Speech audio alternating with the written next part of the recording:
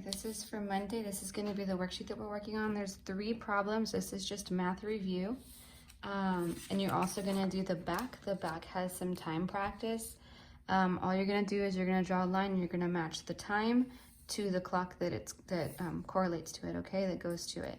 It's just going to be those 2 pages. I know some of you guys already did it. You guys got ahead of me. If you already did it, that's okay. Just wait until you can catch up with us, okay?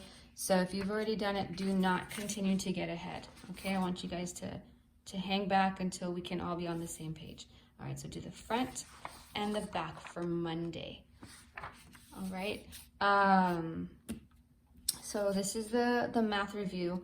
After that, so I'm gonna go ahead and I'm gonna go over time with you. We're learning about time this week, or it's actually just practice. So I did a little clock. I don't have the clock that I usually use in the classroom, but so I had to make one. This is the hour hand. Okay, the hour hand is the smaller hand and it points to the hours. And when we're counting hours, we count by ones. So 12, 1, 2, 3, 4, 5, 6, 7, 8, 9, 10, 11. Okay, we count by ones. So this can face 9 o'clock, 1 o'clock. It can face to 12 o'clock, to 6. We turn it all the way around. Okay, so this is the hour hand. It's the smaller of the hands, and we count by ones when we count the hour. Now I have my minute hand. My minute hand counts the minutes. As it goes around, we have to count by 5s. Okay, do you remember how to count by 5s? So remember, this was o'clock, so it's 0, 0. And remember, the 6 was 30. 30, okay. So if we're counting by 5s, it's 0, 5, 10, 15, 20, 25, 30, 35, 40, 45, 50, 55, an hour. Okay, so I'm gonna go ahead and write the 5s on the outside so you guys can have this to practice.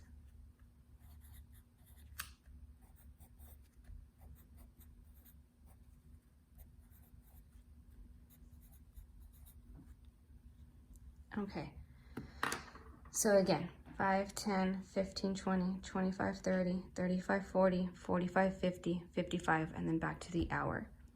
All right, so if my hour hand is pointing in between 2 numbers, okay, that means it has to, the minute hand has to be pointing to, if the hour hand is pointing in between, that means it cannot be o'clock. Remember, it can only be o'clock if the shorthand or if the hour hand is pointing directly at an hour. Okay, so 8 o'clock.